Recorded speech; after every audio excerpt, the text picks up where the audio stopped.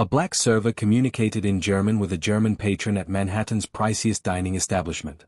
The quietness that ensued was so deep that even sounds from the cooking area appeared to stop momentarily. Cheligang Nadej Frane and Helen Andre addressed the senior woman in flawless German as she frantically attempted to communicate her serious seafood allergy to the head server, who was growing increasingly frustrated and simply shaking his head. The German patron, who had appeared close to weeping from exasperation just moments earlier, brightened with visible relief. Mein Gott in Lick Jamanda Michigan Versted. She responded rapidly in German, detailing her critical medical situation. Andre Santos, age 28, had never anticipated that his 5 years of German study at the public library during early morning hours would be revealed so openly at Le Bernardin, where he had been employed for 3 years, consistently assigned to the most insignificant tables. He remained the sole black staff member at a venue charging $300 per guest, where most patrons arrived via limousine. The supervisor, Mr. Morrison, a 50-year-old gentleman with graying facial hair and a consistently patronizing demeanor, observed the interaction with suspicious eyes.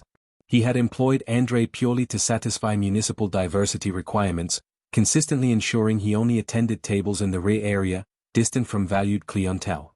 Santos, return to your designated area, Morrison snarled as he approached. Allow the VIP patrons to be handled by those capable of managing them appropriately. However, the German woman, Frau Weber, softly grasped Andre's arm. "Dieser younger man is hier," she expressed in German, clarifying to her spouse how Andre had rescued her from a potentially deadly circumstance. Avid at Michigan perfect. At table 12, an inconspicuous woman observed the entire incident with increasing fascination. She dressed in simple yet perfectly tailored clothing, and her perceptive gaze captured every aspect of the exchange. Catherine Wells, a billionaire and CEO of Wells International, had deliberately chosen to dine alone specifically to observe people when they believed they weren't being monitored. Andre meticulously conveyed all of the guests' dietary limitations to Morrison, recommending safe alternative menu items for her. His behavior remained professional and courteous, yet something in his expression revealed a keen intellect that stood in stark contrast to Morrison's treatment of him. "Express gratitude to her and return to your tables," Morrison stated through clenched teeth, obviously annoyed by the recognition Andre was garnering. "And in the future, avoid interfering where you don't belong." Frau Weber provided a $100 gratuity exclusively for Andre, whispering in German, "You preserved my life today. I appreciate your compassion and intelligence." Catherine Wells consumed her meal deliberately, observing as Morrison persistently degraded Andre throughout the evening, dispatching him to clean already spotless tables, finding fault with his posture, ensuring everyone understood his position within that establishment. Morrison remained unaware that every slight, every pointless directive, every contemptuous glance was being stored in the memory of someone possessing the authority to transform lives with a single telephone call. Catherine wasn't merely a casual spectator. She was a silent hunter seeking squandered talent in unexpected locations. When Andre passed her table for the final time, delivering coffee with identical professional grace despite the continuous humiliation, she observed something others missed. In his weathered hands that maintained the tray with flawless steadiness, in the fluent German that had emerged unexpectedly, in his eyes that suggested education far exceeding what his present role implied. If you're enjoying this tale of triumph over adversity and justice, remember to subscribe to the channel. What Catherine Wells recognized in that humiliated server was about to disturb the foundation of that arrogant restaurant in ways Morrison could never have anticipated. In the days after the incident with Frau Weber, Andre's existence at Le Bernardin transformed into carefully planned torment. Morrison had determined that this moment of prominence required correction through subtle yet persistent punishment. "Santos, clean table 3 once more," Morrison commanded for the 4th time that morning, despite knowing the table was already immaculate. When finished, proceed to the storage area and arrange the glassware. All of it.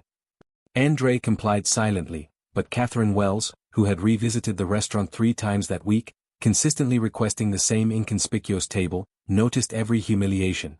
She witnessed Morrison compelling Andre to repeat pointless tasks, deliberately positioning him in the poorest sections, whispering malicious remarks whenever he walked past. "These types need to understand their position," Morrison commented loudly enough for Andre to overhear while conversing with other servers. "Provide them an opportunity and they believe they are capable of anything." Morrison remained ignorant that Andre Santos wasn't simply a server who spoke German.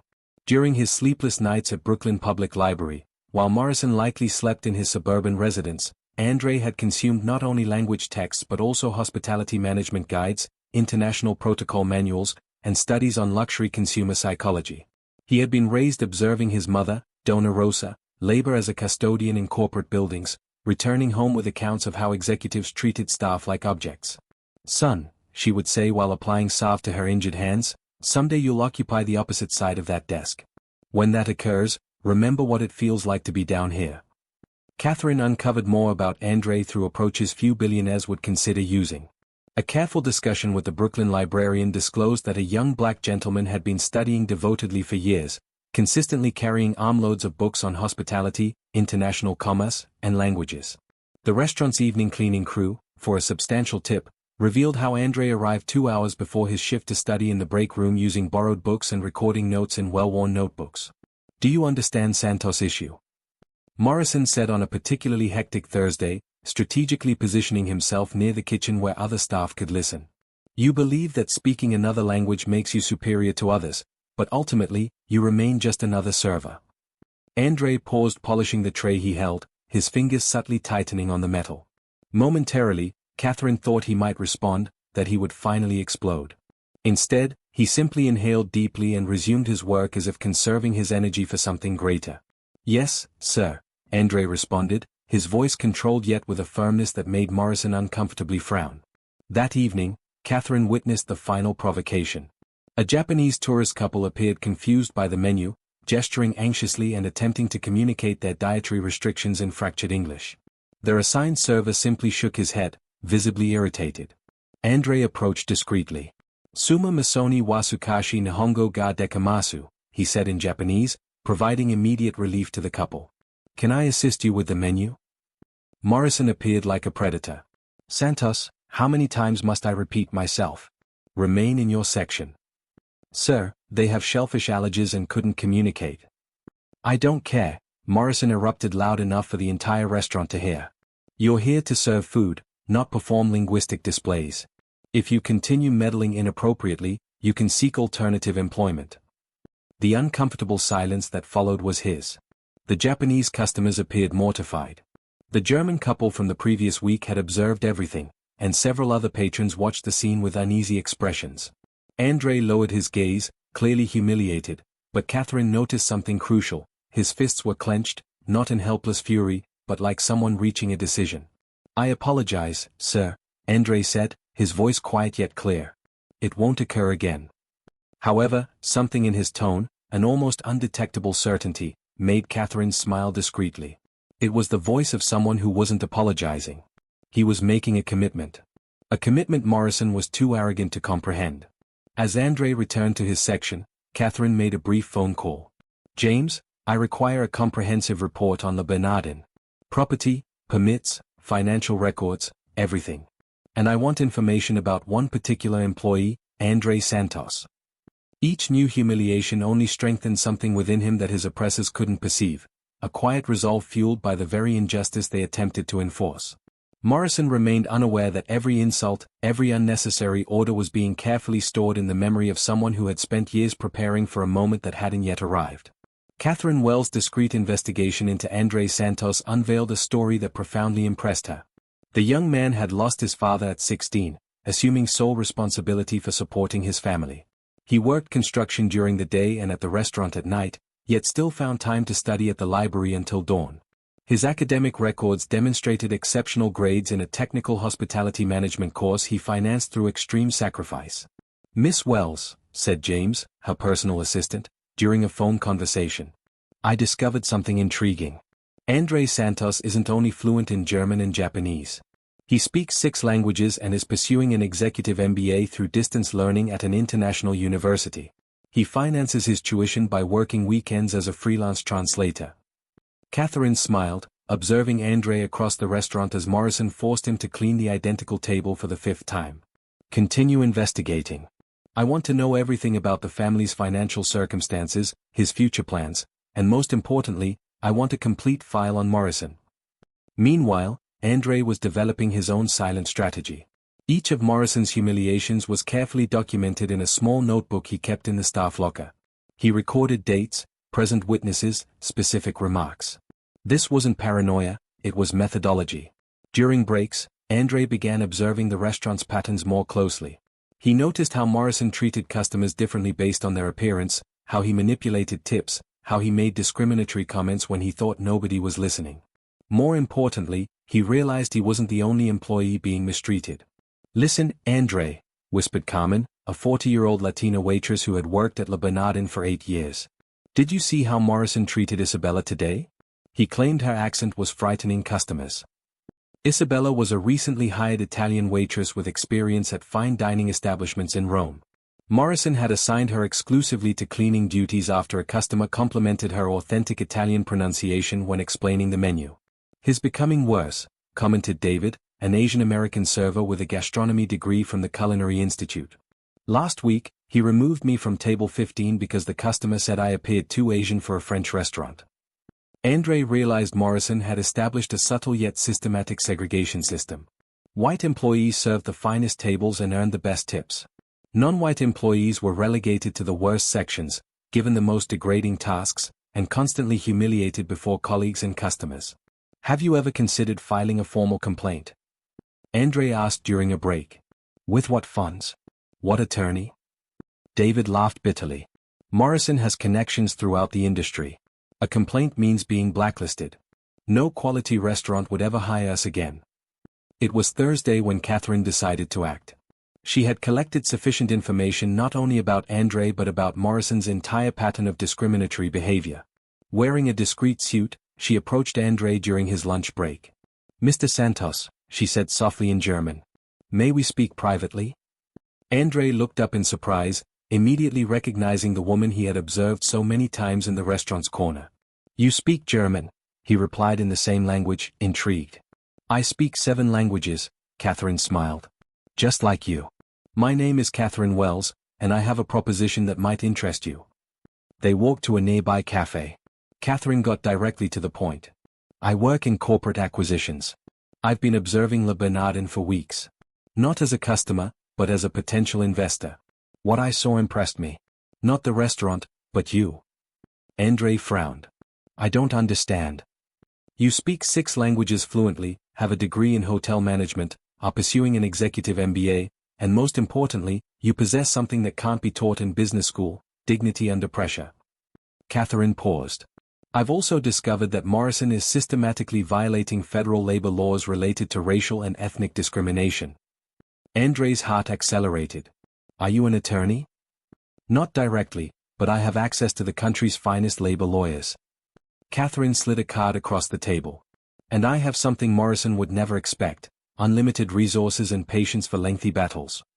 She explained that her company, Wells International, frequently acquired poorly managed establishments with untapped potential.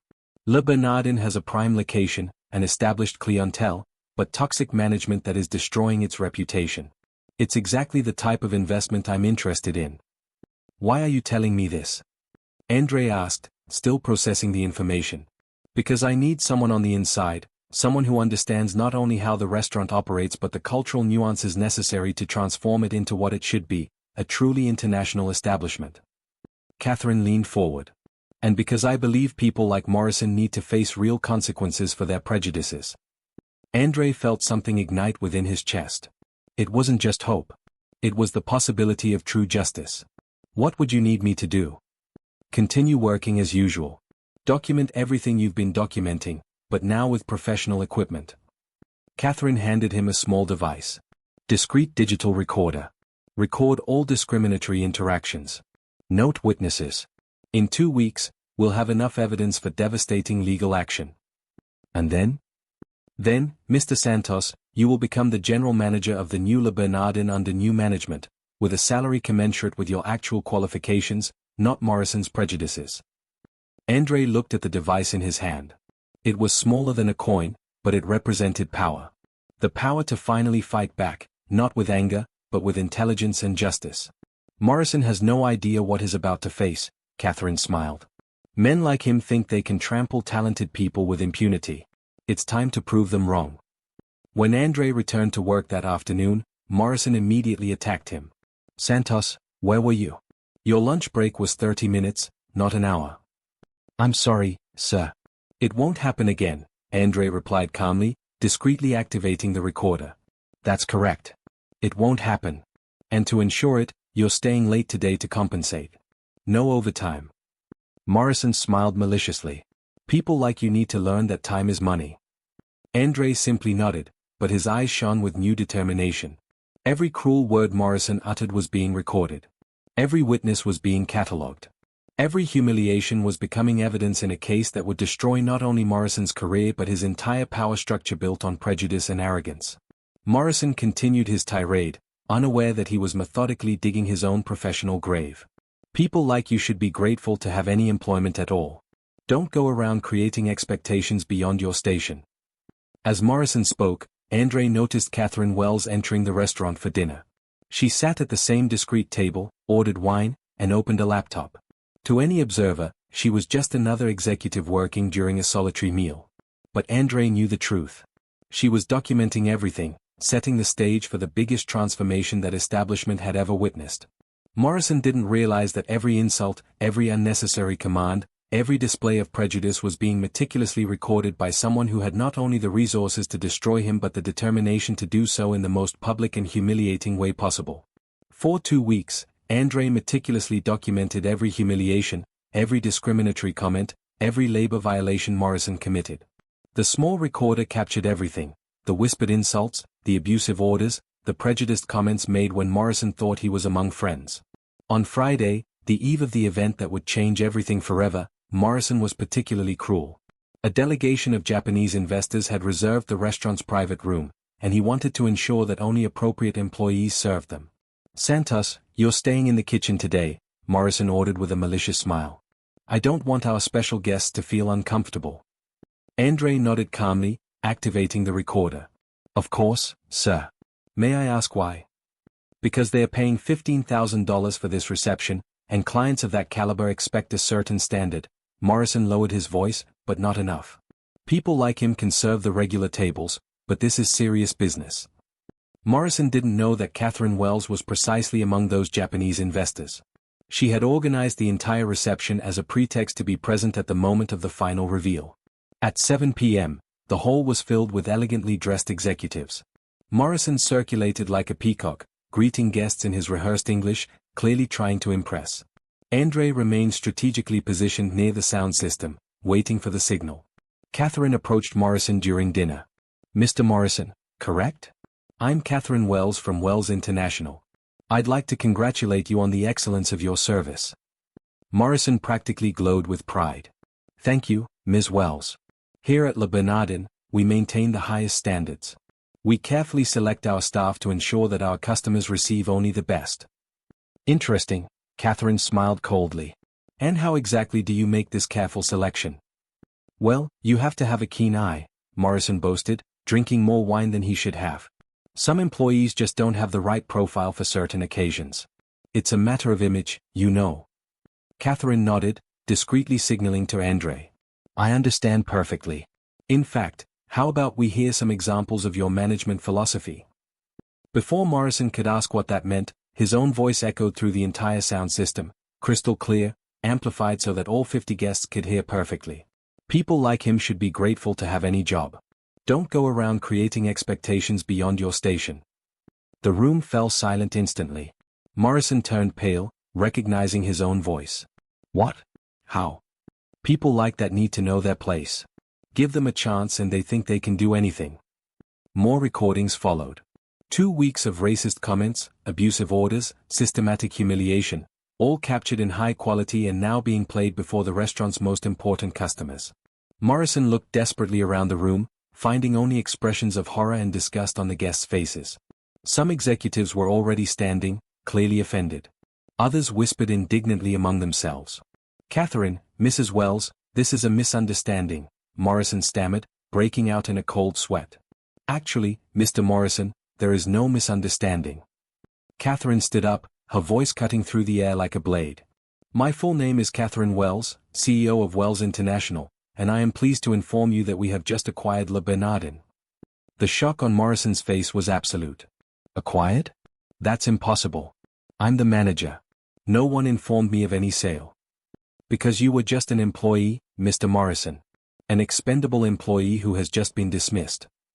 Catherine gestured to Andre, who approached with an envelope.